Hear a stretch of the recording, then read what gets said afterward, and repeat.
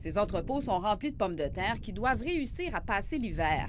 Mais chaque année au Canada, 10 des récoltes sont perdues dans des entrepôts, et ça en raison de la pourriture ou d'une germination hâtive. C'est un défi qui est récurrent parce qu'on vit avec la nature, puis la nature nous apporte des fois des aléas qu'on ne s'attend pas. Cette étudiante de l'UQTR a passé les 2 dernières années à chercher une solution.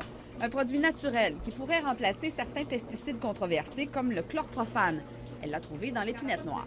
On savait que les résidus d'écorce d'arbres contenaient plusieurs molécules qui étaient super intéressantes. C'est sûr que pour tester la germination, on y a vraiment été par vaporisation de nos extraits, puis ensuite on a mesuré les germes. Maintenant, du côté antimicrobien, on y a été un peu plus différent. On a mis en contact nos extraits avec les micro-organismes qui causent la pourriture.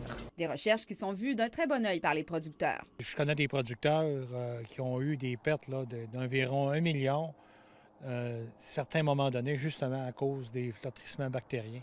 Si l'épinette noire passe le test, elle devra être vaporisée sur les pommes de terre.